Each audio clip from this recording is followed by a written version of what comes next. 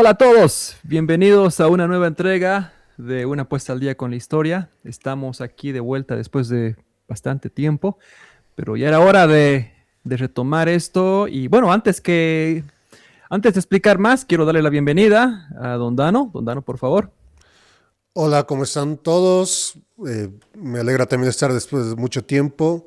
Entonces, bueno, es una gran alegría volver a estar nuevamente con todos ustedes. Y bueno, hoy día tenemos un tema bastante interesante, bastante importante, porque el día de mañana comienza el Mundial. Y bueno, quería preguntarle a Don Dano si tiene qué expectativas tiene para este nuevo mundial. Bueno, para los que no saben, perdón, estamos grabando ya ¿qué es? ¿Martes? ¿Miércoles 10 de Hoy es junio? Sí, miércoles. ¿verdad? Mañana es jueves. Mañana empieza el mundial, básicamente. Entonces estamos con las expectativas altas, ¿no? Como siempre en un mundial, o sea, realmente un mundial cuando empieza en junio, cuando acaba en julio, tiene un encanto especial distinto, que no lo hemos vivido desde el 2018, ¿no? Porque el anterior mundial ha sido un poco raro también en muchas cosas. Además, novedoso, mundial con 48, eh, nuevas reglas, nuevos países, muchos que están volviendo. Lamentablemente nuestra selección no ha llegado, pero bueno, están los que están, ¿no? ¿Tienes, será que nos puedes dar al menos tres favoritos que tengas para ese torneo? Tres favoritos. Mira, me parece que por un lado está España, que tiene un equipo estable, bien organizado, campeón de Europa, jugadores jóvenes con muchas ganas de triunfar. Tenemos Francia, que es un equipazo, impresionante equipo. He visto el otro día su amistoso con Irlanda del Norte. Impresionante la capacidad que tienen para tener dos equipos que pueden ser igualmente titulares, ¿no? Es increíble ver esos. Y finalmente Argentina, que yo creo que a pesar de que llega con algunos jugadores cansados, lesionados, tal vez ya fuera de ritmo a lo que es la competencia europea, internacional, todavía es un equipo que puede dar de sí. Entonces yo creo que no lo dejaría fuera de lo que son de lo que son los candidatos. ¿Inglaterra o Brasil? Inglaterra, la verdad, yo lo veo muy flojo, como que no creo que llegue más allá de los cuartos de final. Es un buen equipo, tiene buenos jugadores, pero les falta entre experiencia y jugadores en ciertos lugares específicos de la cancha. Y Brasil, bueno, están con más dudas que certezas. Tiene un buen equipo, tiene una espectacular defensa y delantera también. Ambas cosas yo creo que son las que pueden equilibrar, pero tienen un mediocampo muy flojo. Salvo Casemiro, que lo veo ahí, que es el que mejor engancha, digamos, entre lo que es la salida defensiva y tal vez buscar un poco más arriba. Me parece que es el punto flojo de Brasil, es justamente ese mediocampo, esa juntada con los delanteros, ¿no ve? Ya llega la ofensiva y pues bueno, Brasil es imparable, ¿no? Tienes ahí a Rafinha, tienes a Neymar, bueno, está Marcos Cuña, Vinicius, o sea, tienes un muy buen equipo. ¿Crees que Neymar todavía da pelea? Puede dar pelea todavía, yo creo que sí. Eh, un jugador de su calidad, yo creo que todavía en momentos como un mundial, yo creo que se enciende, se puede enganchar, puede dar sorpresas. Fíjate que Ronaldo el 2002 lo daban por muerto y mira lo que ha hecho. Ah, cierto, bastante cierto. Pero bueno, ok, vamos a hacer algo aquí. Vamos a ir uno por uno. Todos los partidos de esta primera semana. Vamos a ver tu pronóstico para todos ellos y a ver a cuántos le aciertas. Y vamos A a ver, revisar esto la veamos. semana que viene. A ver, vamos a ver. Comenzamos con México, África del Sur, Sudáfrica. Eh, o Sudáfrica. México. México gana. México, Sí. ok. Corea del Sur, República Checa. Empate. Empate. Ok. Canadá, Bosnia. Gana Canadá. Muy bien. Estados Unidos, Paraguay. Empate. Empate. Sí. Apuesto a Paraguay. Qatar, Suiza. Suiza. Suiza. No tiene problemas. Brasil, Marruecos. Empate. Ese partido va a estar bueno. Ese partido es el primero interesante. Sí, creo que es el único que me lo voy a perder, lamentablemente. Qué bacán. Haití, Escocia. Empate. Y me voy por el empate, visto Haití está con un equipo interesante, con jugadores muy buenos, y Escocia algo le pasa en momentos decisivos cuando son rivales ganables, entre comillas, les cuesta más. Escocia nos acaba de ganar 4-0, ¿no? Bueno, es que Bolivia, ¿Crees que Haití podría darle una goleada a Bolivia? tal vez nos ganen. No goleada, pero de que nos ganarían, nos ganan. Ahorita nos ganan. Bueno, Australia, Turquía. Empate. Empate. Alemania, Curazao. Alemania. Países Bajos, Japón. Japón. Está. ¿Cierto?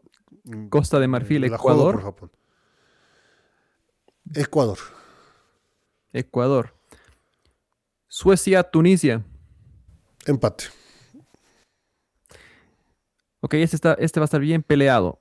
España, Cabo Verde. España. España. ¿Por mucho? ¿Por Por- poco? Yo creo Apenas. que van a empezar de a poco, pero Cabo Verde es de los que la verdad no creo que sean sorpresas. Bélgica, Egipto. Bélgica. Arabia Saudita, Uruguay. Uruguay. Irán, Nueva Zelanda. Uy. Irán. Irán. Ok, Francia, Senegal. Va a ser un partidazo, pero yo creo que Francia Sí. va a poder. Irak, Noruega. Noruega. ¿Crees que fue bueno que Bolivia no haya pasado esta instancia? Gracias al cielo. Imagínate lo que hubiera Argentina. sido Oh, Haaland, Mbappé, todo no, eso hubiera Francia, sido Mané. tortura, ¿verdad? No, y te imaginas que en estos días de problemas en el país con tanto bloqueo, que encima de eso nos venga un 11-0. Ah, no, no. Que nos venga- Te diría justificativo a ir a quemar el edificio de la Federación en Cochabamba. No, mentira. No, no, no, más bien. Ok, más bien no estamos ahí entonces, ¿verdad? Más bien, la verdad. ¿Dónde estábamos ahora? Argentina, Algeria, Argentina, Austria, Jordania, Austria, Portugal, República Democrática del Congo, Portugal. Inglaterra, Croacia. Uy, Está peleado. esta está peleado. Te diría un empate, pero ahí no sé. Empate. Ghana, Panamá Gana. y Uzbekistán, Colombia. Colombia. Ahora, es posible que el resultado de este partido afecte la segunda vuelta en Colombia, ¿no? Dicen algunos. Totalmente. Dice que están tan divididos los jugadores entre los que apoyan a uno y el otro candidato que realmente ha generado malestar interno, ¿no? ¿En serio? Estaba leyendo eso y la despedida que tuvieron con el presidente también ha generado tanta polémica por James, no dándole bola a la hija del presidente. Y bueno, pues comidilla para los medios, ¿no? No pasó algo parecido con Brasil. El anterior mundial había una división entre los bolsonaristas y los que Creo que se inclinaban sí. por Lula, Sí, sí, había. Y estaba bien polarizado, ¿verdad? bien polarizado. cierto. Sí. Bueno, la siguiente semana vamos a repetir esto y vamos a ver a cuántos ¿Cuánto me ha atinado? le ha acertado. ¿No? Sí, sí, sí. Pero bueno, terminando de hablar de este mundial, del tema del que queremos hablar ahora es la participación de Bolivia en los mundiales. Y alguna vez he mencionado esto a algún amigo extranjero y me decían, ¿alguna vez ha participado Bolivia en un mundial? Y bueno, sí, hemos participado en 3 en total. Tres. Eh, pero esta vez vamos a hablar de los primeros 2 mundiales en los que Bolivia ha jugado, porque para hablar del 94 vamos a necesitar más tiempo, ¿no?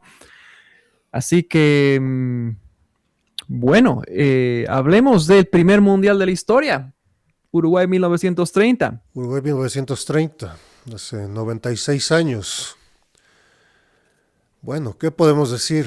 Bolivia era un país amateur, hablando futbolísticamente. El- Era una selección que realmente había empezado 4 años antes, 1926. Bueno, poniéndolo en contexto, en 1925 se funda la Federación Boliviana de Fútbol. 1926 debuta la selección boliviana en el Campeonato Sudamericano, hoy Copa América, de Chile, de ese año, ¿no ven? Entonces, bueno, Bolivia como tal estaba como que ingresando al concierto internacional del fútbol, tal vez un poco tarde con respecto a sus vecinos, con respecto a bueno, lo que estaba pasando en Europa.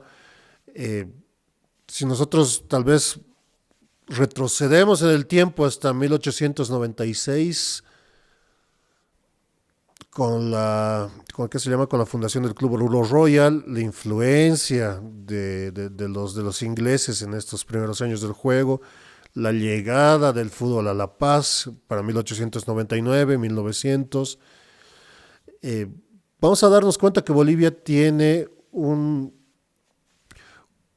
avance muy lento con respecto al fútbol. Realmente ha sido excesivamente amateur. Es impresionante ver el amateurismo que tenía el fútbol boliviano hasta la década del 30. Te diría que hasta la del 40 incluso.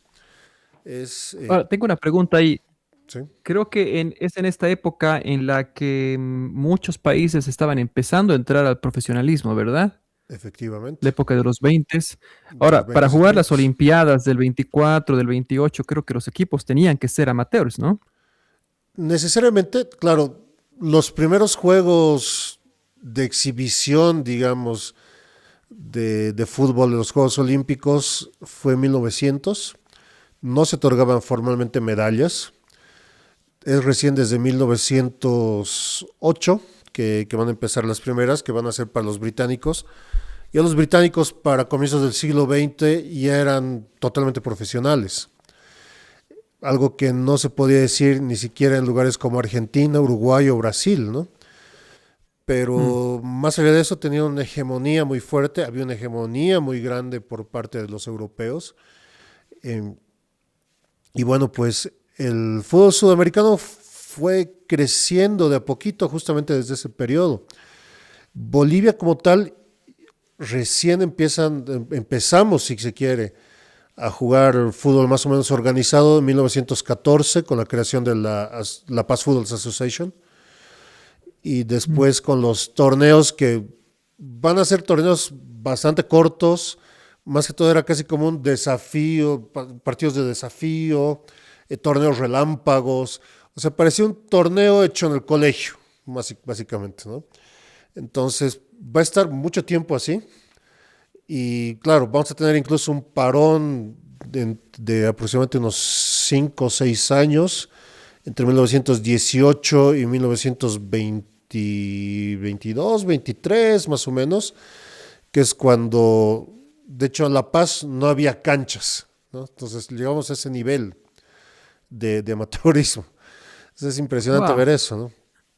Originalmente en La Paz se jugaba en lo que es actualmente la Plaza Bolivia, en la Avenida Arce, entre lo que era el viejo Radisson y la plaza, y estaba la cancha, que era perteneciente a una familia, era una propiedad de una familia, que era la familia Ernest, que eran de origen alemán.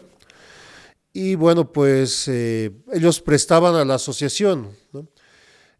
Pero llega un momento donde empiezan a cambiar las decisiones de la propiedad y obviamente la asociación se queda sin cancha. Hasta que después pasan los años, hasta antes de 1930, que es cuando se crea el Estadio Hernán Siles, que se juega en el Estado Mayor, que los militares tienen un pequeño lugar, espacio, que se adaptó a una cancha, que era una cancha de tierra, obviamente. Y claro, Mm. así se jugaba en La Paz, por ejemplo.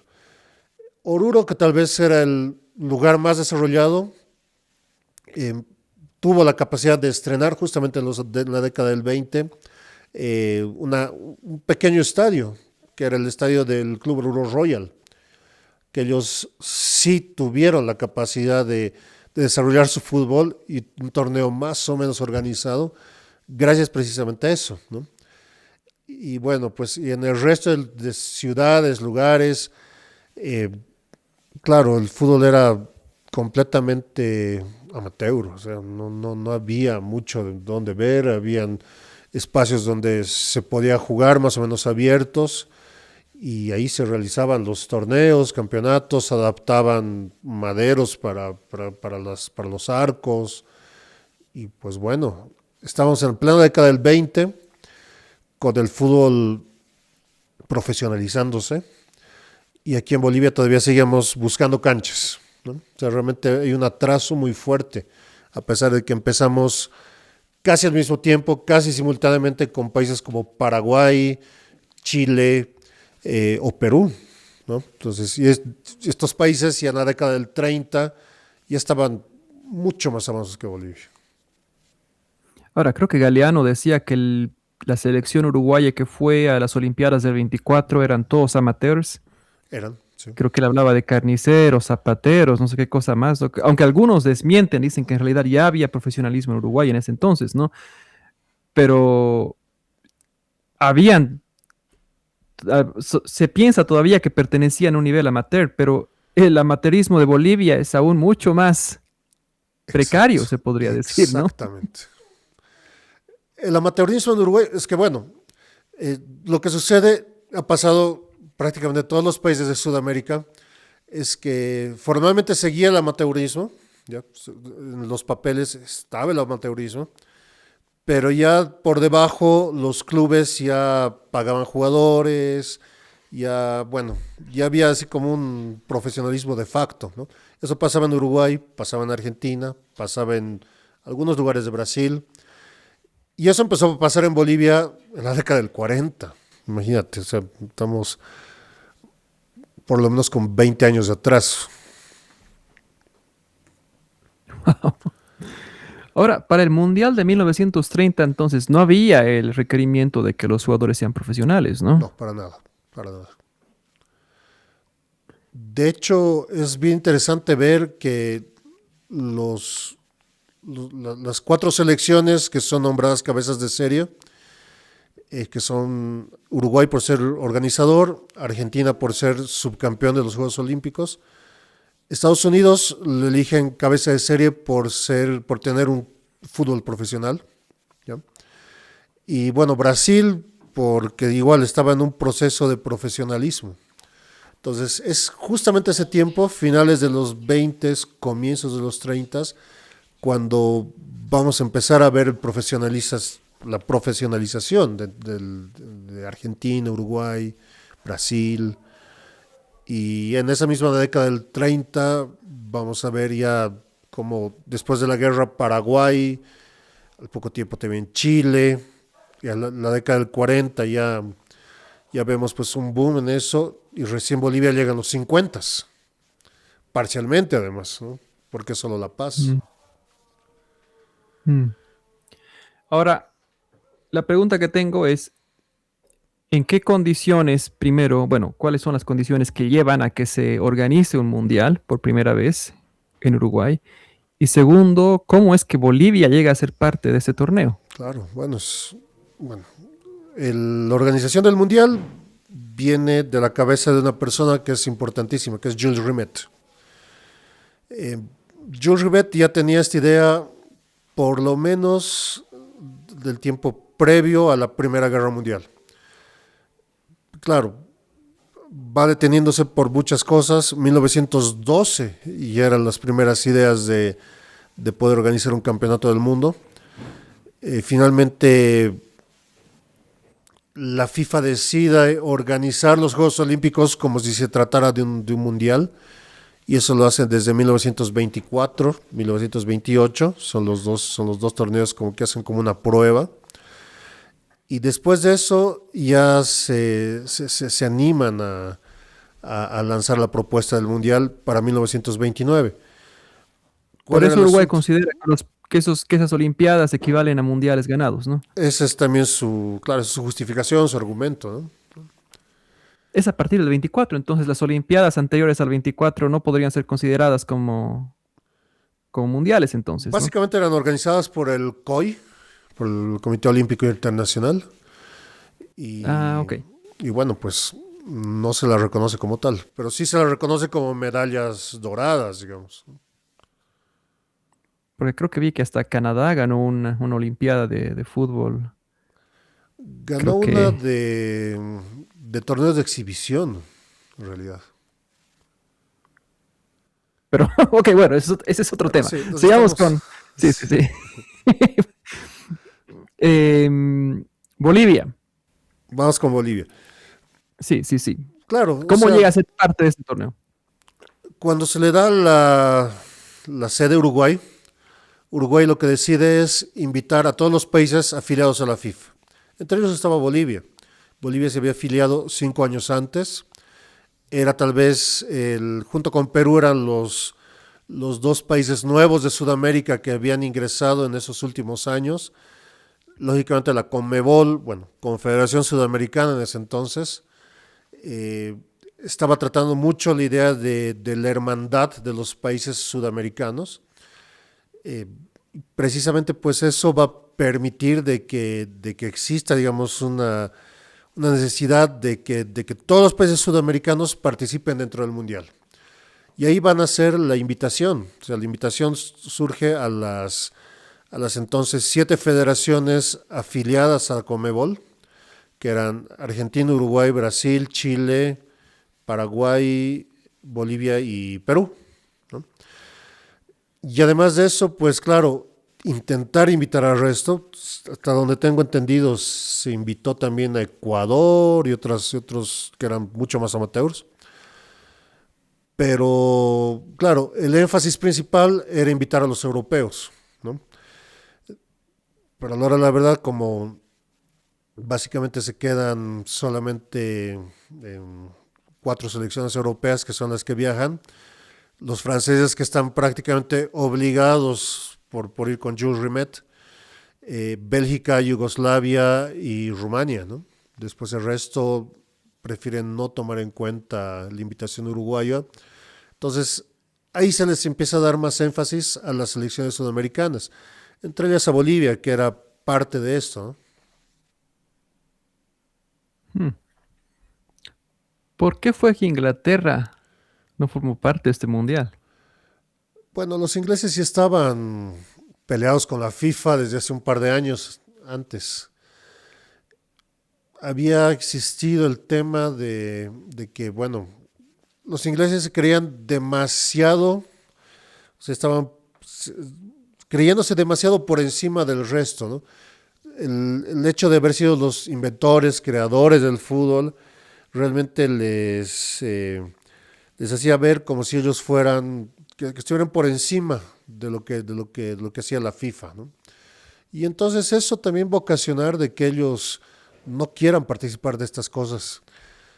Y esa aura de imbatibilidad, perdón, bueno, va a llevar recién a que de la década del 50, con la derrota contra Estados Unidos en el Mundial, o la paliza que reciben en Wembley en 1953 contra Hungría, como que les haga pisar la realidad recién en ese momento, ¿no? Pero durante todo este tiempo previo, hasta la Segunda Guerra Mundial, prácticamente ellos se sentían demasiado buenos para participar en un mundial. Bueno, ¿Cómo fue la preparación de la selección boliviana para este mundial? Bueno, Ya que no habían eliminatorias, ¿habían amistosos o cómo fue basi- el camino? básicamente Bolivia venía de haber jugado dos Copas Américas, 1926 y 27. Eh, bueno, Bolivia, el fútbol boliviano se estaba empezando a desarrollar. Ya había un poco más de juegos y había un poco más de intención de participación. En 1925 se hace algo bien importante, que es la organización de los torneos nacionales, ¿ya? Entonces, donde cada asociación departamental formaba su selección departamental, elegían una ciudad del país en donde se jugaba y precisamente era una forma de que puedan competir los futbolistas bolivianos de distintos distritos, distintos departamentos. Entonces es ahí donde en 1926 se juega el primer torneo nacional con triunfo de Cochabamba y sobre la base de los mejores jugadores del torneo, la federación eligió a la primera selección boliviana. Entonces es una selección muy interesante, donde estaban jugadores cochabambinos, orureños, paseños, había hasta de Uyuni, y eso va a seguir en esos años. Bolivia, por alguna extraña razón, no participa en la Copa América de 1929, pero prácticamente utiliza esa base de los jugadores para llevarlas al torneo de 1930. Usualmente el torneo nacional se jugaba en agosto y la Copa Mundial del 30 era en julio. Entonces no hubo, de hecho no hubo torneo ese año 1930. También por unos problemas entre la Asociación Paceña y la Federación, que desde ese momento tenían esta relación de tiro y afloje. Y bueno, pues la Federación decide llamar a los jugadores en base a lo que se conocía de las dos Copas Américas previas y además de eso a ver cómo estaba el nivel de algunos jugadores, particularmente de Oruro, ya porque Oruro tal vez se podría decir que era el, el distrito más fuerte en ese momento. Y además de eso también dándole cierto énfasis a La Paz, que son los lugares que van a tener mayor predominancia de jugadores. Entonces, más amistosos que algunos partidos de prueba contra la selección paceña o contra la selección de Oruro, perdón, no vamos a tener más partidos de preparación. Entonces, realmente va a ser un proceso en el que los jugadores apenas se van a organizar para viajar, para entrenar. Hay que tener en cuenta lo mismo, ¿no? Los jugadores siendo amateurs tenían sus trabajos, tenían sus actividades normales, muchos estudiaban, muchos trabajaban. Entonces, el tiempo para jugar fútbol era usualmente el fin de semana, algún rato en la noche que podían entrenar. Entonces, al ver ellos, para empezar, pedirse permiso en sus trabajos para afrontar el viaje, porque era un viaje larguísimo. Y bueno, pues entrenar lo que se puede. Es como, qué sé yo, cualquiera de nosotros que se organice un viernes o un sábado para jugar después del trabajo. Y bueno, pues así era la selección boliviana. Eso era la selección boliviana en ese entonces, ¿no? Entonces realmente el viaje, bueno, como tal organización ha sido muy sencilla. Se han elegido y tengo aquí el dato, un momentito por favor. Son aproximadamente como 17 jugadores que van al Mundial. Aquí tengo el dato exacto, perdón. Tengo una lista aquí, pero no sé si Sí, yo encontré una estará bien. lista, sí, de jugadores em, que me parece que revisando las listas de jugadores, me parece que es la más completa, que son Ok, aproximadamente, sí, son 17 jugadores, precisamente, ok. eh, donde la mayor parte de ellos que predominan son jugadores orureños. Tenemos gente como Jesús Bermúdez, que aquí en los datos, por ejemplo, yo encontré esto en Wikipedia, te lo asignan como guardameta de Oruro Royal, cuando él jamás en su vida jugó en Oruro Royal. Era arquero del club Calaveras, que era un club bastante más pequeño, bastante más humilde de Oruro, pero claro, Mm. donde él se quedó siendo una leyenda. Había otros urureños, Miguel Murillo, estaba em, Miguel Brito, Carlos Noya, Jorge Valderrama, ¿quién más estaba aquí que eran de Oruro? José Bustamante, Gumercindo Gómez. La mayor parte de ellos jugadores o de Oruro Royal o del Bolívar Nimbles, que eran los dos equipos más grandes de Oruro. Luego llegaron jugadores paseños, principalmente del Die Strongest. Por ejemplo, jugadores como Rafael Méndez, el histórico Eduardo Reyes Ortiz, Casiano Chavarría, que era cochabambino, que estaba jugando en Oruro en ese momento, que era segundo Durandal, que después se va a volver un histórico defensor del Bolívar. De La Paz también estaba Mario Alborta, que era en ese tiempo jugador de Universitario, y después del Mundial pasaría al Bolívar, donde es igual uno de los primeros ídolos del Bolívar.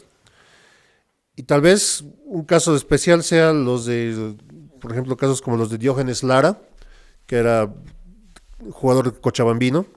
En la década del 40 fue incluso entrenador de la selección, jugador del club Racing de Cochabamba. Y había un caso que, bueno, me ha parecido siempre muy particular, que era el caso de este delantero René Fernández, que no he encontrado datos de él. Me parece que es un jugador de Uyuni, y lo mismo podría decir de Luis Reyes Peñaranda, que no jugó, pero que fue parte de la planilla, que son jugadores que aquí en Wikipedia les ponen como si fueran uno de Universitario y el otro, y Fernández del Club Alianza Oruro. Pero según datos que yo encontré en hemeroteca, se trataría de jugadores que son de Uyuni o de Sucre. Pero claro, es un dato que no podría corroborar. Lamentablemente no hay mucha información sobre estos jugadores, sobre la mayoría de ellos. Entonces estamos así como en un limbo. Salvo algunos jugadores, como es el caso de Jesús Bermúdez, de Reyes Ortiz o de Mario Alborta, que se conoce mucho de su biografía. De resto son jugadores casi desconocidos, no se sabe mucho sobre qué hicieron después del fútbol o en qué clubes jugaban. No hay datos claros, lamentablemente. Ahora, creo que tenemos un jugador argentino naturalizado boliviano, ¿no? En 1930 no habían todavía. Eso vamos a verlo Déjame. en 1950. Van a haber dos jugadores. ¿No está ahí Roberto Caparelli? Ah, 1950 no, es es entre Caparelli. 50, ¿verdad? Sí. 1950. Es un caso muy Ah, mire, particular el de Caparelli. he Vamos a hablar abierto más el rato. documento equivocado. Ok, hablamos de eso en un momento Y lo más entonces. interesante de todo, para cerrar también esta parte de la planilla y demás, es la designación del Sí. entrenador. El Ah, entrenador fue Ulises Saucedo. Tampoco se tiene datos de que si realmente él haya previamente jugado fútbol o haber hecho alguna otra cosa más. En ese entonces era entrenador de The Strongest. Eh, Le va bastante bien. Ese año justamente sale campeón. The Strongest, campeón invicto del torneo paseño. Y claro, él, como entrenador, precisamente él llevaba un peso muy fuerte con eso. Parece que era una persona que tenía bastante experiencia, vuelve a ver, que era un jugador un entrenador que había tenido experiencia por lo menos en otros lugares, como en Chile o en Inglaterra, o conociendo un poco más. Hay que tener en cuenta que muchas veces muchos de estos jugadores eran personas de origen, digamos, de clases más acomodadas. Entonces ellos podían conectarse con fútbol del extranjero y estar más relacionados ahí. Caso ejemplar es el Chato Reyes Ortiz, ¿no? Que él jugó en Inglaterra, ha llegado a jugar en la Copa FA mientras estudiaba, mientras hacía su carrera universitaria. Entonces, eh, es un caso, No es digamos, muy, muy interesante. no es el primer sudamericano que juega en En Inglaterra. Inglaterra, conocido, sí. Sí, sí, sí. Hasta donde se tiene el dato, sí. Hmm. Bueno, hay cosas interesantes del Mundial de 1930. Lo interesante es que hay datos que se han perdido, ¿verdad? Muchísimos datos. No solo información sobre los jugadores, sino también hay partidos de los que no se sabe quién marcó los goles, ¿no? Exactamente.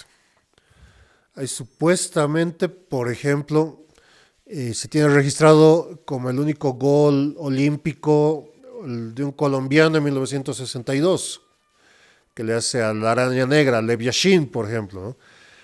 Pero según datos, en el primer partido que jugó Estados Unidos contra Paraguay, si no estoy mal, sí, contra Paraguay creo que era, supuestamente uno de los jugadores hizo un gol olímpico. Entonces, pero no hay el dato real, no se sabe si realmente sucedió o es una especulación. Leyendas. Exacto. Sí. Es como saber si existió un partido del tercer puesto. No se sabe. No se sabe si hubo un partido. No se sabe si hubo el partido. O sea, porque al final la FIFA designó Estados Unidos tercero, a Yugoslavia cuarto, pero existía la leyenda, es una leyenda negra de que supuestamente hubo un partido por el tercer puesto. No se sabe si Mira. hay, no hay datos de que se hubo, ¿no? Am, ¿Cómo fue el viaje a Montevideo para la selección boliviana? Bueno, ha sido toda una peripecia en tren. Ya para Porque creo que 1930 hay bastantes historias de los viajes de las distintas selecciones de este mundial, es una ¿verdad? aventura. El famoso barco que vino desde Europa, ¿no? Exacto. Con tres selecciones. Que los fue a recoger, Pero salió creo que de Italia, donde fueron los yugoslavos y los rumanos, si no estoy mal, y los recogieron a los franceses en Niza, si no estoy mal, una cosa así, con Jules Rimet, y se fueron sí, cruzando al Atlántico, y en Río los recogen a los brasileños. Entonces, interesantísimo. Claro, los únicos que no tuvieron creo que hay viaje terrible. historias, ¿no? Exacto. Sí, Tal vez el único que no tuvo un viaje así tan pesado fueron los argentinos, ¿no? Que simplemente claro, cruzaron el Río de la Plata. El caso de exacto. ¿No había Bolivia, una selección a la que le dejó el barco y por eso no se presentaron? hay una selección que era Egipto. Egipto supuestamente tenía que jugar, de que tenía que estar justamente en este puerto italiano para salir con las otras, con Yugoslavia y con ellos, pero no sé bien qué sucedió, parece que se atrasaron en el barco a salir de Egipto, una cosa así era. Entonces se quedaron sin mundial, Porque lamentablemente. hubo selecciones que su excusa para no ir al mundial fue que les salía muy caro y complicado el viaje, ¿no? Exacto. Pero el Y tema es creo que, que Uruguay pagó los pasajes para las exactamente, selecciones europeas, ¿no? Así que no había exactamente, realmente excusa, no ¿no? había excusa. O sea, la excusa podía haber sido tal vez la crisis del 29, podría haber sido tal vez una Sí. crisis, una excusa. Pero más Mm. allá de eso, podían haber ido. Y es el caso de Bolivia. O sea, básicamente Bolivia lo que va a hacer es partir en el tren desde La Paz. Van a salir los jugadores paseños más... no, los jugadores paseños nomás. Los van a recoger al resto de los jugadores en Oruro. A Oruro seguramente ha debido llegar Diógenes Lara, han debido llegar los jugadores de Uyuni. Y desde Uyuni va a partir toda la planilla hasta Buenos Aires. Y de Buenos Aires a cruzarse el río hasta Montevideo, ¿no? Entonces, bueno, era un viaje bastante largo, bastante complicado, cansador, ¿no? Realmente es viajar desde La Paz o desde Oruro hasta Buenos Aires en tren, con descansos y con todo, realmente no debió ser una cosa muy, muy, muy sencilla para futbolistas que estaban a punto de afrontar el primer mundial de la historia. Claro, claro. Un dato más, Pero, antes de que sigamos con esto. mm, Bolivia tuvo una delegación muy particular y, y te lo menciono ahorita. Juntamente con los jugadores, fueron los 17 jugadores, fue el técnico, que prácticamente más allá del técnico no existían otros miembros del cuerpo técnico, no existía gente, digamos, que apoye como ahora. Además de mm, eso, pues se tenía la presencia de dos miembros de la federación, que eran los delegados como los presidentes de la delegación, que era Eduardo Sapkovic, que era un orureño, que era un dirigente de la federación, y Luis Zavala, que era el otro dirigente. Y además de eso también estaba el jefe de redacción del diario, que fue como el encargado de prensa, que era Armando Arce, conocido periodista de la década del 30, 40, 50 incluso. Entonces, ellos fueron como los tres partes de la delegación, además de los jugadores y el técnico, que bueno, que viajaron ahí. Sapkovic va a tener una participación como presidente de la federación un año después, mientras paralelamente era diputado nacional, entonces tiene una participación muy interesante. Y lamentablemente va a fallecer bastante joven esos días previos a la guerra del Chaco, ¿no? Entonces realmente mm. es un personaje muy, muy interesante, con una vida tal vez lamentablemente muy corta. No sé el detalle de por su fallecimiento. Me tocó revisar hemeroteca de ese entonces y encontré sus obituarios de 1932, 2 años después de esto, ¿no? Así que interesante de ver eso dentro de lo que era esta humilde delegación boliviana que viajó hasta Montevideo. Entonces, era ya un torneo que despertó expectativas Totalmente, totalmente. para haber sido el primero. Ha generado mucho interés. Estamos hablando de una época en donde ya el fútbol en Sudamérica era motivo de pasión. Entonces realmente ver Bueno, sí. a los mejores futbolistas de ese entonces sudamericanos, ver futbolistas europeos en canchas sudamericanas, realmente pues ha generado una atracción qué sé yo, un interés muy grande entre la gente, ¿no? La rivalidad Entonces, entre Uruguay y Argentina ya era muy fuerte, ¿no? exactamente, Ya exactamente. hubo en ese entonces episodios hasta de violencia, ¿no? Ya tenían el Relacionados con antecedente el de fútbol. 2 años antes en los Juegos Olímpicos, jugaban amistosos, entonces siempre habían roces y Y hablamos de problemas. partidos que atraían grandes cantidades de gente, ¿no? Y hablábamos de Exactamente, partidos que atraían público de 70.000 o exacto, exacto. fácilmente, ¿no? Incluso, Entonces, salvo el partido que es el Perú contra Rumania, que, que jugaron en el adentro del Mundial, Mundial, creo que fue el récord de la menor audiencia, ¿no? fueron 300 personas, Sí. pero salvo ese, después los partidos estuvieron casi todos a cancha leña. ¿No fue uno de los partidos de Bolivia con 800 personas, creo? Te podría dar el dato ahorita. Bolivia-Yugoslavia, Creo si que es no me Bolivia y equivoco. Yugoslavia. Sí, exactamente. Tengo aquí mi ayuda a memoria para revisar el tema de datos de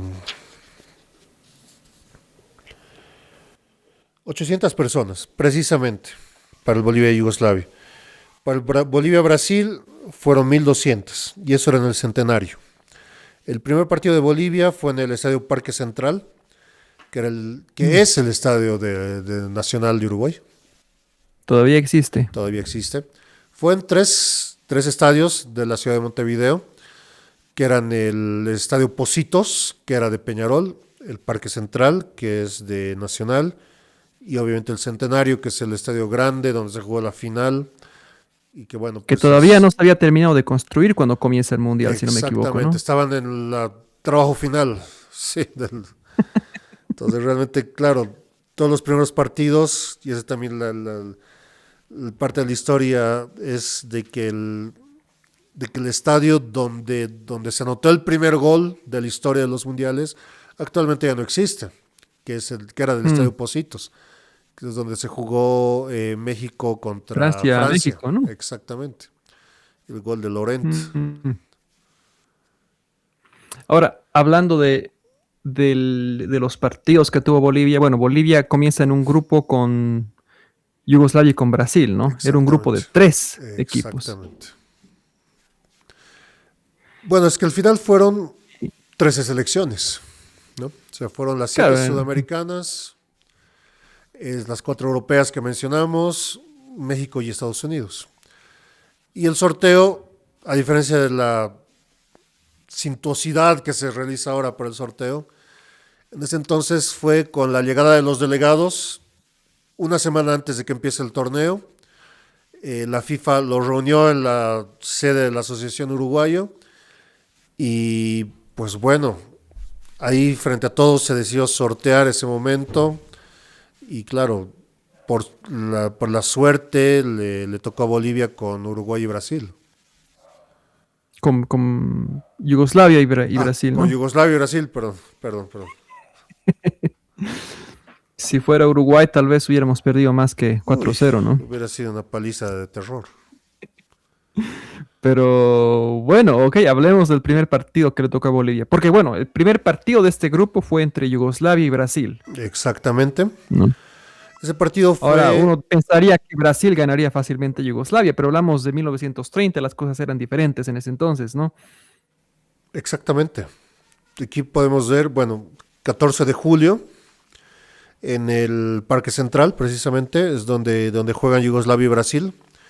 Y bueno, es un triunfo apretado de Yugoslavia de 2-1. ¿Qué podemos sacar de ese partido? Realmente Yugoslavia venía con todo este bagaje de experiencia del fútbol europeo. Era de hecho el único país de todos los participantes que tenía jugadores jugando fuera de su país, que tenía unos 2 o 3 jugadores que jugaban en Francia, la liga francesa, que era una liga profesional. Entonces, claro, Yugoslavia tenía mucha más experiencia, era un equipo mucho más organizado, si se quiere, en ese sentido. Y bueno, pues Brasil, más allá de todo, era un equipo que básicamente decidió llevar a futbolistas solamente cariocas, o sea, solamente de Río de Janeiro y los clubes de Río de Janeiro, que es algo que se volvió muy costumbre de Brasil hasta casi la década del 70 en mundiales, de llevar solamente selecciones paulistas y cariocas, dejando al resto de los clubes totalmente olvidados. O salvo tal vez alguna vez convocar a alguno de Cruzeiro o de algún otro club que estaba fuera de esta órbita Sao Paulo-Río. Entonces, bueno, en este caso ellos decidieron llevar un equipo enteramente conformado por jugadores de Río, dejando, qué sé yo, por ejemplo, al que era su estrella, que era Arthur Friedenreich, que era un mulato hijo de alemanes, que jugaba justamente en el fútbol paulista, ¿no? Y se quedó sin las ganas de jugar su primer mundial, y ya veterano. Y pues bueno, ¿no? Esa fue también la situación del Brasil, de este Brasil de ese entonces, Hmm. Entonces, a Bolivia le toca jugar primero contra Yugoslavia, contra si no me Yugoslavia. equivoco, ¿no? Exactamente. Recibimos una goleada lamentable de 4-0. Una goleada, si se podría decir, tal vez hasta engañosa, más que otra cosa. Según los relatos, Bolivia jugó bastante bien, bastante bien, hasta que ocurrió un hecho bastante triste, que es la lesión del delantero Gumersindo Gómez, que ni siquiera se lesionó a causa de un futbolista yugoslavo. fue por los baches que tenía la cancha. Entonces dice que él pisó sin querer, se hundió en el bache y con el tibia y peroné fracturados. Entonces, en épocas donde no había cambios, y claro, bueno, el equipo se desorganizó, se desorientó con eso, y bueno, pues llegaron en un vendaval los goles yugoslavos y ya el partido estaba definido.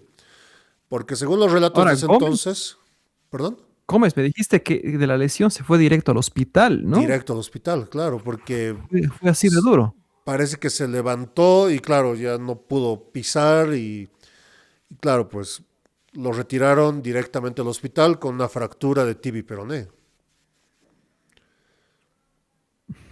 Esa ha sido la Ahora, situación. perdón, me decías según me decías algo más del partido. Bolivia le jugó de igual a igual a Yugoslavia, Los ¿no? primeros minutos, Bolivia entró con un ímpetu impresionante el partido.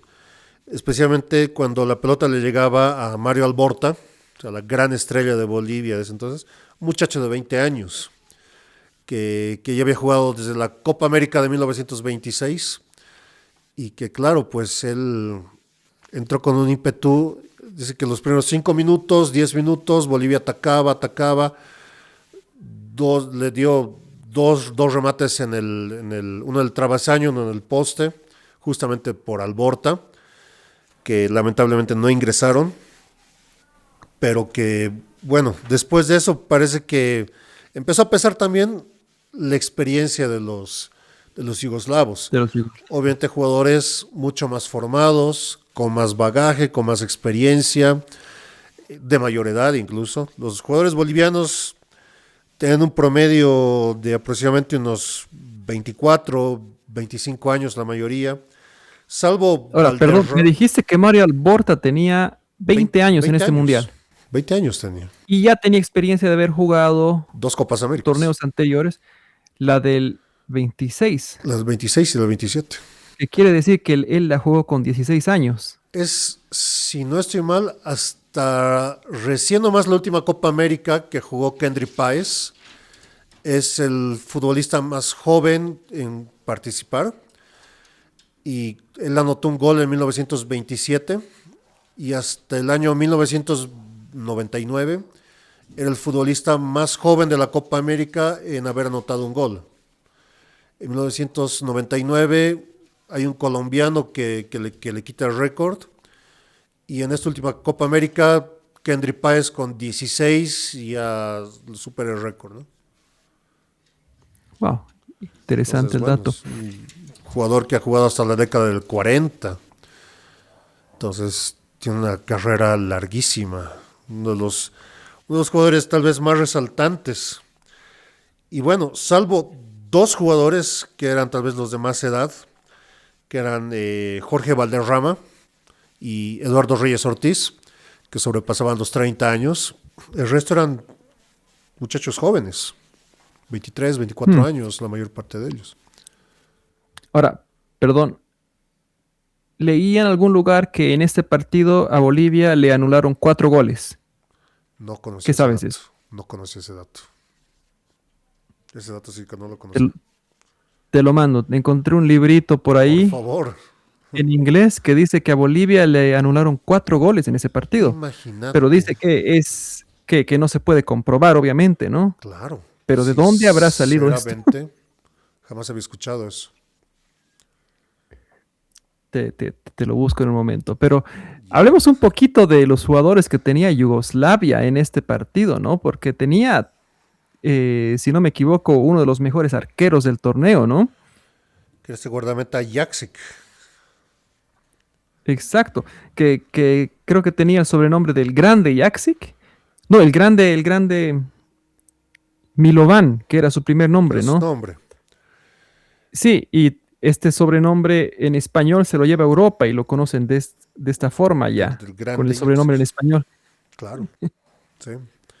No, bueno, Yugoslavia tenía, como te digo, aproximadamente eran 2 o 3 jugadores, no tengo el dato exacto ahorita, que estaban jugando en el fútbol profesional francés. Tenía jugadores como Tirnanic, Beck, ¿Quién más estaba acá? Marjanovic, tal vez entre los jugadores más interesantes. Y bueno, pues en este momento ha pesado mucho más la experiencia, ¿no? Más allá del ímpetu de los bolivianos, que se lanzaron con todo a la cancha, realmente en ese momento el peso de la experiencia realmente como que ha valido más, en este caso en el partido. Y si uno se fija, digamos, los goles yugoslavos llegan seguiditos, por lo menos en el cálculo de lo que es, si no estoy mal, llegan entre el minuto 30 y el 45 del primer tiempo, pero son sí bastante seguidos. Hmm.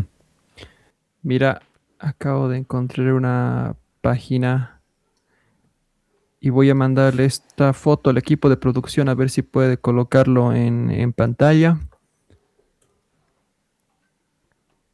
Lo mandé por nuestro grupo privado de WhatsApp. Pero bueno, otro dato interesante es que creo que Yugoslavia tiene un jugador que se nacionaliza francés y juega en la selección de Francia después, ¿no? No tenía ese dato. Fue un buen dato. Eh, ¿Dónde está Iván Beck? Iván Beck, Iván, que jugó Iván ese Beck partido. incluso se cambia el nombre para francesarlo cuando pasa a ser parte de la selección francesa. Buen dato, no lo sabía. Sí, sí, sí. Justamente anotó dos Pero goles ese día contra Bolivia. mira, em, ¿dónde está la pantalla? No sé si... Oh, Andrés acaba de colocar el dato en la pantalla, que lo encontré en una página web. Ahí dice que a Bolivia le anularon bastantes goles. Bueno, creo que el dato está en inglés ahí, ¿no? Ujú, sí, sí. En la ¿Lo puedes primera ver? hora, sí. Sí, sí, sí.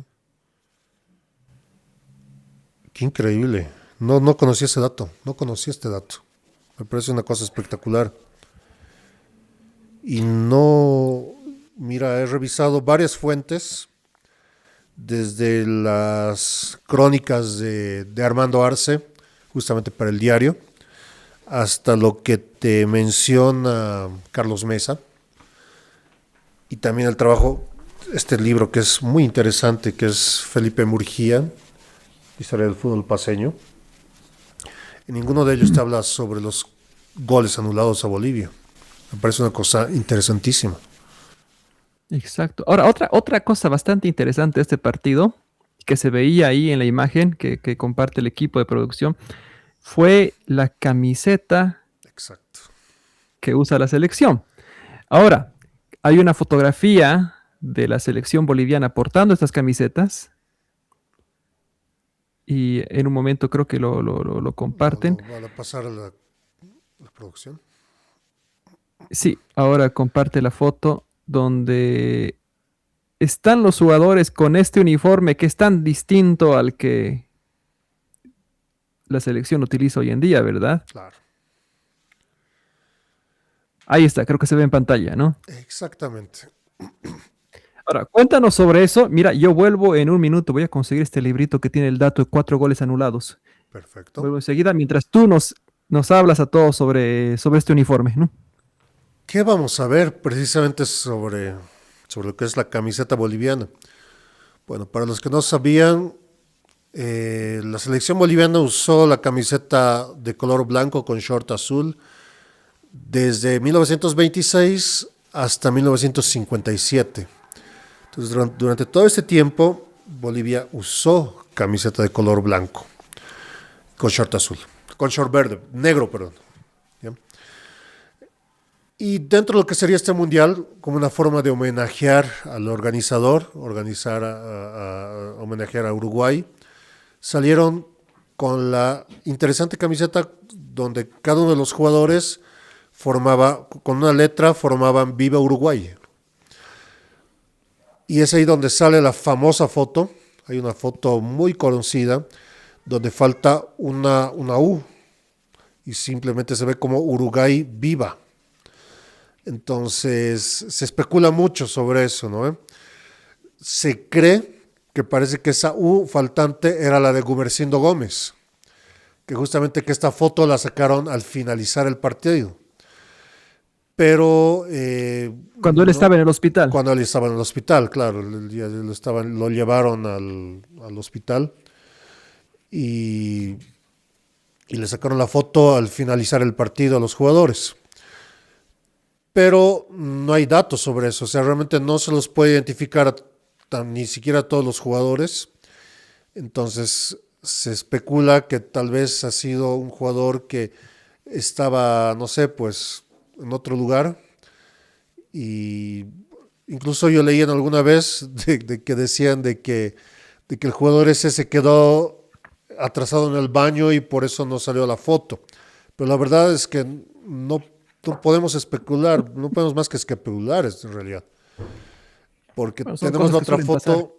donde sí se ve todo el equipo y se nota el Viva Uruguay, que parece que ese fue en el momento en que ingresaron a la cancha y salieron mostrando la camiseta así y que generaron precisamente el apoyo del público, ¿no? Todo el público, la mayor parte uruguaya, salieron a aplaudir y apoyar a los bolivianos. Entonces, fue una forma de ganarse al público también, ¿no? E incluso lo vemos al entrenador de la selección boliviana, Ulises Saucedo, que en unos momentos más vamos a hablar sobre él. Hmm. Ahora, encontré este libro. Está todo en inglés, no sé si lo pueden ver. Ya. Donde aquí, si se puede ver en la pantalla, o creo que voy a mandar una captura de esto para que el equipo de producción Lo saque, pongamos en la pantalla. lo ponga ahí. Pero mientras tanto, te leo, traduzco rápido el inglés. Dice: Bolivia jugando su único partido contra una selección europea, cosa que no sucede hasta 1977, dice aquí. Básicamente. Tiene una entrada bastante interesante con cada jugador portando una letra del alfabeto enfrente de la camiseta, formando la oración Viva Uruguay. Un jugador lleva ¿cómo se diría esto? Una banda blanca en la cabeza y otro jugador lleva una boina negra. Ya. Eh, Muy normal en fútbol sudamericano sí, entonces. exacto, y dice, nada de esto logró ocultar el hecho de que Bolivia se trataba, o sea, de que Bolivia era el equipo más débil del torneo, que ya tenían la mala reputación de ser los más malos en las Copas Américas. Es cierto eso. Es cierto. Bolivia había jugado 2 Copas Américas, había perdido los 7 partidos que jugó, incluido una paliza de 9-0 de Uruguay en 1927. Qué pena. Aquí dice, 5 jugadores debutaron en la selección en este partido y... cierto, aquí dice que perdieron 7 partidos internacionales seguidos. Ahora, aquí dice, ellos podrían haber cambiado esta mala reputación si hubieran tenido suerte en este partido. En cambio, tuvieron 4 goles anulados. Y Gómez se rompe la pierna en un duro encuentro con Ivkovic. Mira, eso es totalmente distinto al dato que da Carlos Mesa, que dice que se lastimó con la cancha. Muy interesante ese dato. Sí. No lo conocía. De hecho, un dato más sobre Gómez es que es su debut y despedida con la selección boliviana. Nunca más volvió a jugar con la selección boliviana. Es su único partido. El único partido. El único partido que jugó Gómez. Entra para romperse la pierna. Exacto. Al hospital y listo. En un mundial. Además, imagínate lo que ha sido eso. Un símbolo de Oruro Royal. Un jugador que se lo puede considerar uno de los ídolos de la década del 30 del club Oruro Royal. Tiene esa particularidad. O sea, sinceramente, muchos datos más sobre Gumercindo Gómez no los tengo, pero... Es difícil saber a ciencia cierta bastantes cosas respecto a este mundial, ¿verdad? La Exacto. falta de documentación Exactamente. y algunos documentos que se contradicen, ¿no? Exactamente. como el caso de si se ha lesionado solo o si fue un duro encuentro con Ivkovic, para mencionar algunos ejemplos, ¿no? Pero creo que cada partido de este mundial presenta casos similares de cosas que no podemos saber realmente qué sucedió, ¿no? Particularidades en el caso con Bolivia contra los europeos es que, bueno, siguiente partido oficial que juega contra una selección europea es efectivamente 1977, como dice el dato de ese libro. Pero en 1972 Bolivia vuelve a jugar contra Yugoslavia en la Copa Independencia que organiza Brasil, que es como un mini mundial que organiza Brasil. Y Bolivia le Sí, empata a Yugoslavia, empatan 1-1. empatan 1-1. Exactamente. Una Yugoslavia bastante fuerte también. Que estoy mandando captura a la pantalla o una fotografía de esa página Qué dato, a nuestro grupo para que puedan verlo, por si acaso, dato porque sí, es interesante. un dato interesante, ¿no? Muy interesante. Bueno, pasamos al último partido de Bolivia en el Mundial de 1930. Ahí está la portada del libro que lo mandé, en un momento lo colocan. Muy interesante. Creo que tenemos algunas fotos más de la selección boliviana en el torneo. Y donde vamos a ver precisamente una selección boliviana que en el segundo partido ya no juega con la camiseta con las letras, ¿no? Sino que sale con su camiseta blanca, pero el momento de jugar contra Brasil se dan cuenta que, claro, los brasileños también tenían una camiseta blanca. Entonces el árbitro, una decisión tal vez salomónica, se hace prestar para los jugadores bolivianos las camisetas de los uruguayos. Estaban jugando en el Centenario, en el Estadio Centenario.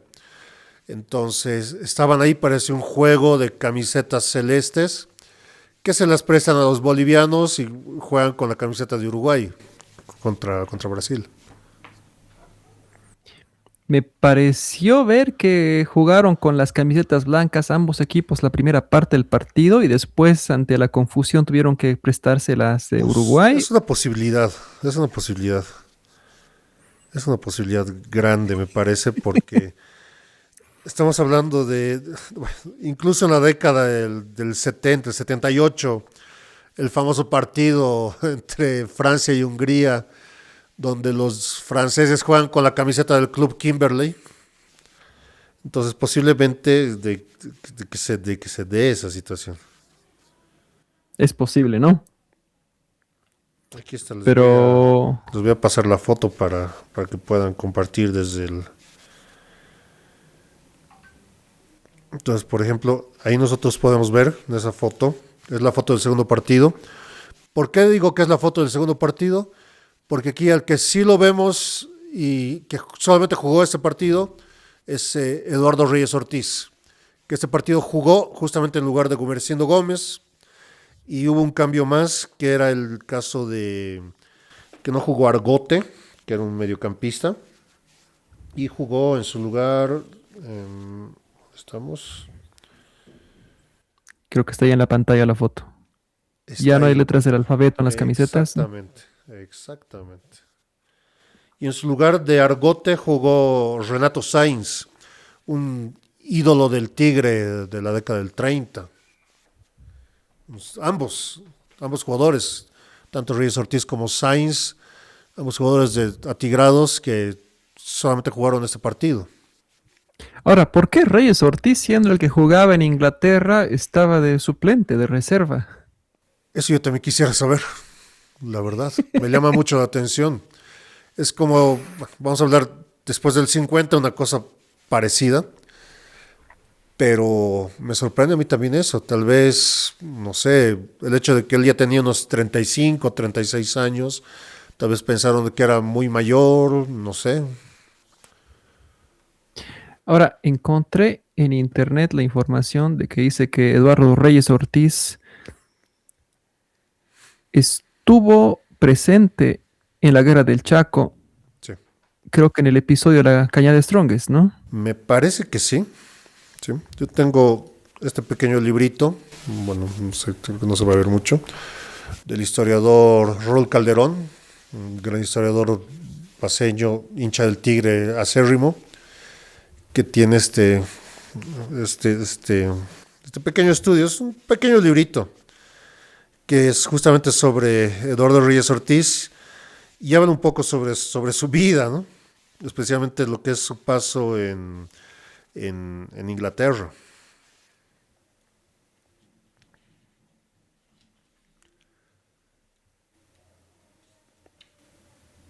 Entre muchos otros jugadores, eh, fue tal vez uno de los que se destacó, tal vez no solamente en el fútbol, sino también como dirigente y también en el área de la diplomacia.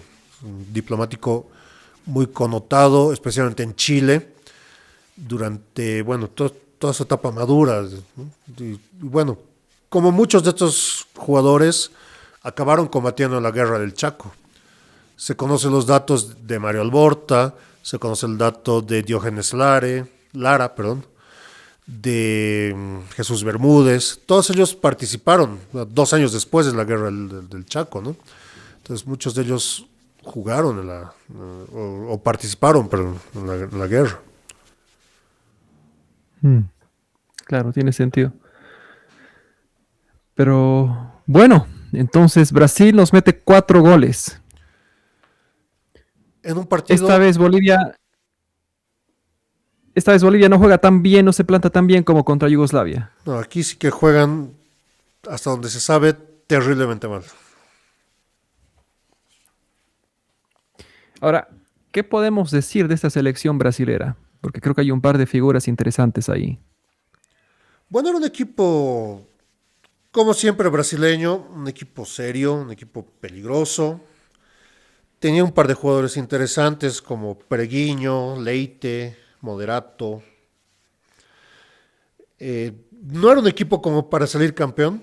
De hecho, Brasilia juega con una desmotivación muy grande porque estaban eliminados. El triunfo de Yugoslavia sobre Bolivia automáticamente eliminó a los dos, Bolivia y había Brasil. Entonces, Brasil juega con muchos suplentes comparado al primer partido que jugó contra Yugoslavia. Y Bolivia prácticamente juega por el honor, por el orgullo, y bueno, le va mal. No hizo mucho más, lamentablemente, Bolivia acá. Ahora, sería interesante mencionar un poco lo que es la carrera de Preguiño. Creo que es un caso bastante interesante. ¿Qué tiene sobre Preguiño, Preguiño? perdón, ¿Qué tiene sobre Preguiño? Preguiño. Resulta que Preguiño, para comenzar, es hijo de un escritor bastante conocido en la época en Brasil, que creo que se llamaba Coelho Neto. No. Y de ahí viene el nombre de Preguiño, que no recuerdo cuál era su verdadero nombre, pero va con el apodo de Preguiño, que es una tradición brasilera, ¿no? De que los jugadores vayan con apodo Exacto. en vez de sus nombres verdaderos, ¿no? Ahora, Preguiño era un jugador, al parecer, que, ¿cómo se diría? Bastante multifacético. Ya. No se dedicaba solamente al fútbol, sino que, bueno, él jugaba en el Fluminense. No solo ganó torneos jugando fútbol para el Fluminense, sino que también ganó medallas para el Fluminense en 10 deportes distintos, Interesante. incluidos natación, creo que voleibol, no sé qué otro más. Entonces, creo que tengo el dato por acá. Quiero buscarlo para decirte con exactitud. Em, bueno, mete un gol contra Yugoslavia el primer partido y mete 2 goles a Bolivia. Exactamente. Ahora, la FIFA lo describe como un atleta que ganó 387 medallas en su vida para el Fluminense en Wow. 10 deportes distintos. Ahora, eh, aquí tengo otro librito interesante, no sé si lo pueden ver. Otro libro escrito por un periodista estadounidense que dice que Bueno, está en inglés, lo traduzco rápido. Dice, el capitán brasilero Preguinho del Fluminense fue uno de las primeras superestrellas del fútbol brasilero. Era un deportista, ¿cómo se diría esto? Yo diría así, multifacético, ¿no? Claro. Que, o sea, fue un campeón en básquetbol, en waterpolo, también en fútbol, obviamente. Dice que una vez él nadó para el club de Fluminense en el torneo estatal y apenas termina el torneo de natación, tuvo que tomar un taxi para ir a jugar un partido de fútbol, ¿no? Lo ponen como ejemplo. O sea, a ver si después le echas una búsqueda en Google o algo Una así, revisada a porque creo que Perguiño. La verdad no conocía sí. mucho de él. No, lo leí de pasada y me pareció un caso bastante interesante, como un dato Totalmente, curioso, ¿no? totalmente. Entonces es Preguiño que nos mete 2 goles y Moderato. Son Eh, Preguiño y Moderato son los otros que dos. meten 2 goles cada uno, ¿no? Exacto. Sí. Ahora no sé mucho de Moderato, pero La verdad yo tampoco. La verdad yo tampoco. Me suena a ese grupo de rock mexicano. que no creo que esté relacionado, ¿no? No creo No, no que se hayan, creo. no creo que sea en su honor que se hayan puesto el Exacto. nombre, ¿no? Pero bueno, Eh, es interesante y ver bueno, estos primeros Brasiles y el estilo que mostraban en su juego, en su fútbol. es cierto, es cierto. Tan distinto al Brasil que ya conocemos de mundiales posteriores, ¿no? Em, Creo que ahí finaliza, bueno, obviamente ahí finaliza la participación boliviana en este mundial. Exactamente. Y bueno, creo que podríamos hablar de este mundial por muchas más horas y si también empezamos a hablar de las otras selecciones, ¿no? O episodios interesantes Es que un podríamos mundial comentar, ¿no? muy interesante. Y una de las finales más, ¿cómo podría describirla? Que generó más pasiones, ¿no? Totalmente. Pero bueno, si nos enfocamos en lo que es Bolivia, tenemos que pararla ahí. No, no Y, todavía. ok, ok. ¿Qué más tenemos? Hay algo más.